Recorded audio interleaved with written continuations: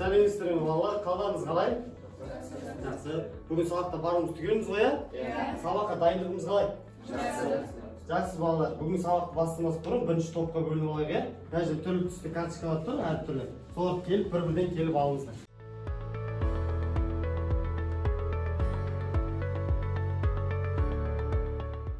Енді балалар, бұл жерде карточкаларда дүйсенбі, сейсенбі, сәрсенбі деп бөлінген. Дүйсенбі бірінші топқа отырамыз, сейсенбі екінші топқа отырамыз, сәрсенбі таңдаған оқушылар үшінші топқа отырамыз. Дүйсенбі түскен оқушылар, сіздер ақпаратқа жазасыздар. Дүйсенбі күні не өттік, қандай тақырып өттік, қандай формулалармен таныс болдық. Сейсенбі күні сіздер сейсенбі күні қандай тақырып өтті, қандай формулалармен таныстық, қандай есептер шығардық. Сәрсенбі күні сіздер сол күні қандай тақырыптар өттік, формулалар өттік, соларды жазып шығамыз. Кеттік сіздерге орындауға 3 минут. Тез-тез топпен ақылдасып жазамыз.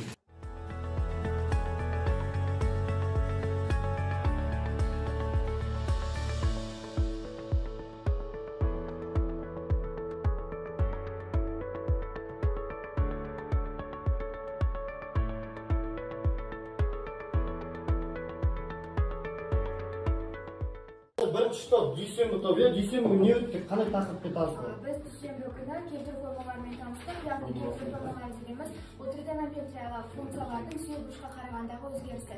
Яғни бізде синус пи бөлінген 2 азайтылған а деген формуламен келген кезде синус бізде косинусқа ауысып кетеді. Яғни бұл келтіру формулалары болып табылады. Біз дүйсенбі күні келтіру формуласымен таныстық. Яғни біз синус норма косинус, косинус норма синус, танис норма катанис жазуды үйрендік, иә? Яғни қандай не болды ол кезде? Қандай жалқау, сосын жұмысшылар болды, иә? Жалқау нелерге қайсы жатты? Пи, 2 пи дегенде жалқау, бізде неге жалқау деп аталады? Ауыспайды. Ал пи бөлінген 2, 3 пи бөлінген 2 дегенде жұмысшылар не үшін олар? Себебі синус косинус қалса, косинус синус қалса, иә? Бәріміз есімізге түсті ғой, иә? Жақсы, енді екінші топ, сейсенбі топ, иә? Сейсенбі күні біз не өттік? Сейсенбі күні біз екі бұрыштың қосындысы мен айырымының синусы, косинусы, тангенс және котангенсінің формулаларын өттік. Ол жерде қандай тақырыптармен таныстық? Ол кезде мысалы бізде өткеніміз кестеде әр градустың өзінің өлшеміне берілген синусында қанша болады? Мысалы керемет, иә? Мысалы бізде синус 75 градус білмейміз ғой бәрі қаншаға тең екенін. Оны қалай жазуға болады? Синус 90 азайтылған 25. Немесе 30 қосу 45 деп жазып, олардың мәнін таба аламыз, иә? Өте жақсы есімге түсті ғой, иә? Жақсы, сәрсенбі күні не өттік? Сәрсенбі күні қос және жарты бұрыштардың тригонометриялық формулаларын өттік. Яғни олар 12 формуладан тұрады. Біріншісі қос бұрыштық тригонометрия, яғни оларды қысқаша түрде жазуға болады, ал жартылай бұрыштарды тригонометриялық формулаларды оларды 4 формула болады, оларды яғни көпше түрде жазуға болады. Жақсы, иә? Яғни бізде ұзақ берілсе, тригонометрия мысалы синус альфа, косинус альфа деп ұзақ жазылып тұрса, біз оны қысқаша осы формула арқылы синус 2 альфа деп келтіре аламыз, иә? Жақсы, еске түсті ғой, иә? Енді балалар, бүгін бейсенбі күні біз балалар тригонометриялық өрнектерді тең түрлендіру деген тақырып өтеміз. Бәрін дәптерге жазып аламыз. Яғни осы барлық тригонометриялық өрнектерді тең түрлендіреміз. Бүгінгі сабағымыздың мақсаты тригонометриялық өрнектерді тең түрлендіруді орындау. Бағалау критерийлеріміз тригонометриялық өрнектер тең түрлендіруді орындайды. Тригонометриялық өрнектерді тең түрлендіруді есептер шығаруда қолданады. Енді балалар, қазір сіздерге мынандай 3 есеп берілген. Бірінші есеп бірінші топ, екінші топ және үшінші топқа 3 түрлі есеп. Осыны бәріміз топта орындаймыз.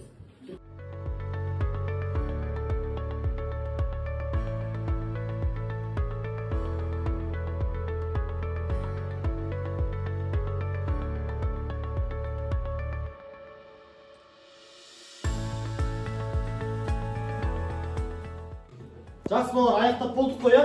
Енді жауап парақтарымызды бір-біріміз топтан ауыстырайықшы, алмастырып. Қайсы сіздердің жауаптарыңыз? Сіздер арғы топқа беріңіздер. Бір, екінші топқа, екінші топ, үшінші топқа. Алдар. Кеттік, енді жауаппен тексереміз. Бірінші топтың жауабы синус 100 градус қосылған косинус 100 градус квадраты. Дұрыс шықты ма? Жақсы. Енді екінші топтікі. Косинус квадрат 2 шықты. Дұрыс па? Иә, жақсы. Үшінші топтікі косинус 2 шықты. Дұрыс па? Дұрыс.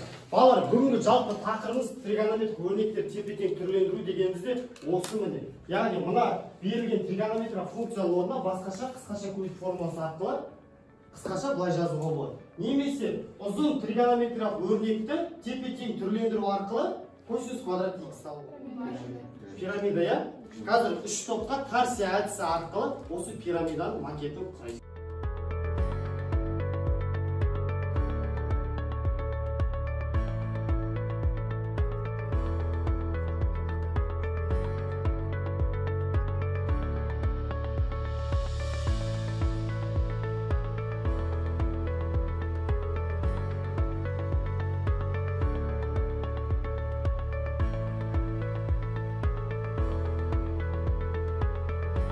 Пирамида макетін құрдық қоя.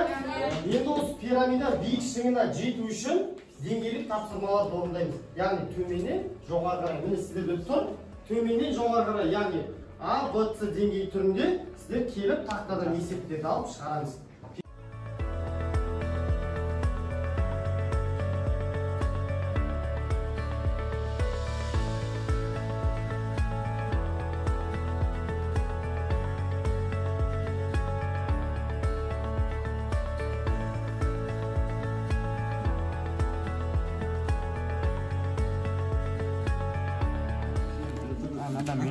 Минус бір болмаса, анада тең бір деп тұрау сәрі. Бұл жеке жұмыс, балалар, жеке жұмыс. Әркім өзі жеке орындайды. Яғни бүгін сабақты сіздер қаншалықты түсіндіңіздер?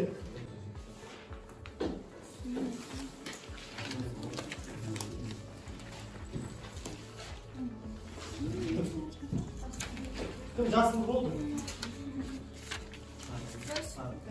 Кім жасыл болды? Айтыңдар. Қалсаңдар. Да, мама. Қалып, жоқ тұрсын солы. Кім болды? Шағыз бермей дедім сәр? Жойым өзімдікі там.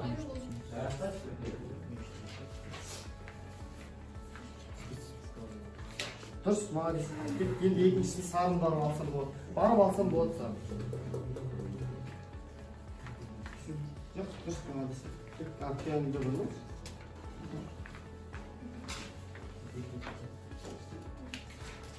Так, жақсы күн.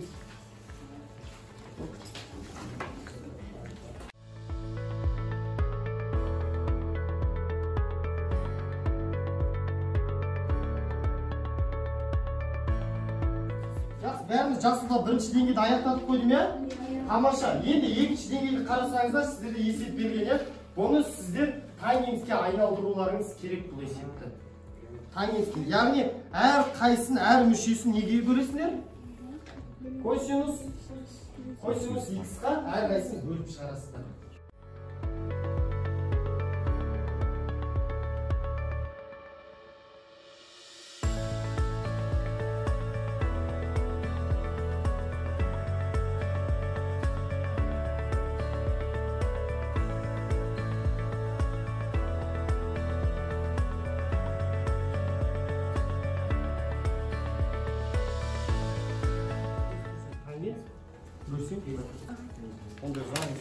Молодец, жақсы бара ғой. Алсам болады келістен.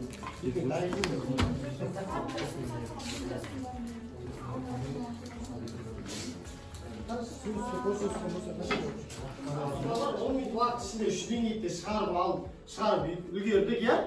Тек қана бізде бір-екі оқушы ғана ол жаңағы С деңгейіне дейін жете алмады, я? Енді балар брифинг әдісі. Жалпы бүгін қандай тақырып өттік балар? Өрнектерді теңбе-тең түрлендіру. Не өттік? Қандай формуламен таныс болдық па? Қандай формуламен таныс болдық? Тең бір, еске түсірік. Жақсы, тағаны формуланы еске түсірдік. Қысқаша көйті формуласын еске түсірдік, я? Жақсы, тағаны формула. Тағаны өттік. Екі бұрыштың қосындысын формуласын өттіңдер ма? Өттік, Таңес пен катаңес орнына қандай өрнектерді жаздыңдар? Өте жақсы. Осылардың барлығы балалар тригонометриялық өрнектерді теңбе-тең түрлендіру деп айтады. Түсінікті ма? Яғни сіздерде берілген тригонометриялық өрнектер бар. Олар сіздер қысқаша көбейту формуласын қолдану арқылы басқа тригонометриялық өрнекке түрлендіресіздер. Осының барлығы бүгінгі біздің сабағымыздың тақырыбы. Жақсы балалар, қазір рефлексивті пирамида, яғни сіздерге мынандай берілген еске сақтау керекті маңызды бір нәрсе, яғни бүгін сабақтан алған өздеріңізге маңызды бір нәрсені жазасыздар. Одан кейін сіз көбірек білгіңіз келетін екі нәрсе, яғни тағы да қосымша сіздерге сол жаңағы нәрсе туралы бүгін сабақта өтілген мағлұмат бойынша тағы керекті екі нәрсе жазасыздар. Сіз бұрыннан білетін үш нәрсе, бүгін тақырыпқа дейін сіздер қандай нәрсе білдіңіздер, иә? Не білдіңіздер? Және сіз үйренген төрт нәрсе, сіздерге бүгін жаңадан қосымша жаңалық болған төрт нәрсені жазып шығасыздар.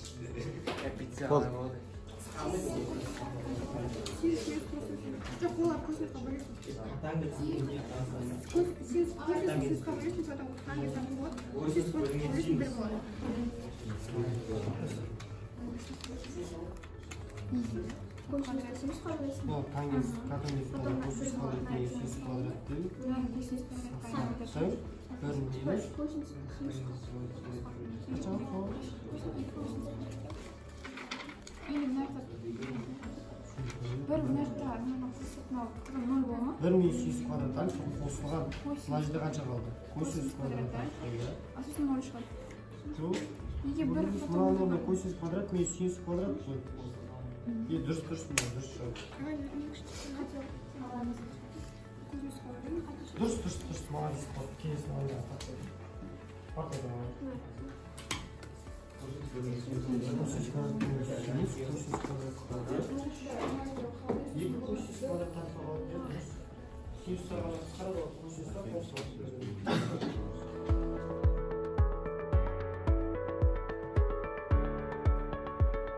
жақсы балалар, аяқтап болдық қой, иә?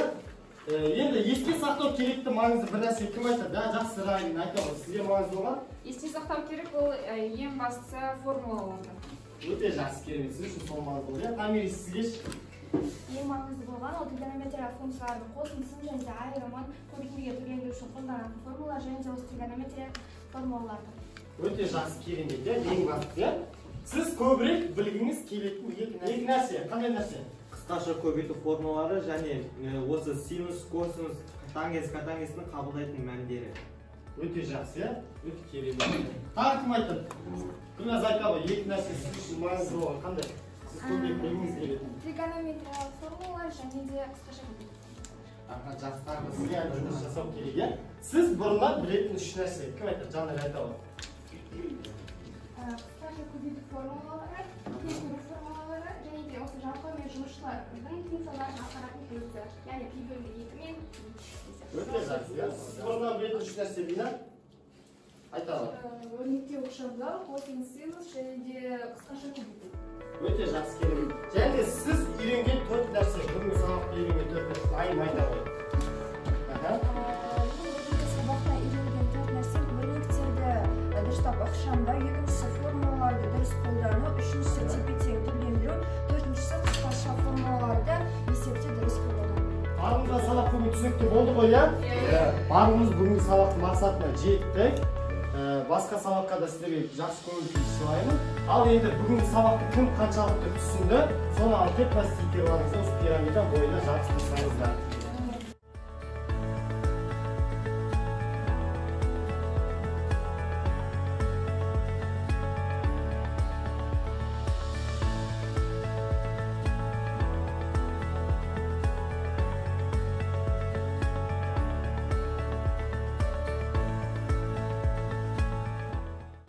Жақсы балалар, олай болса бүгінгі сабағымыз аяқталды.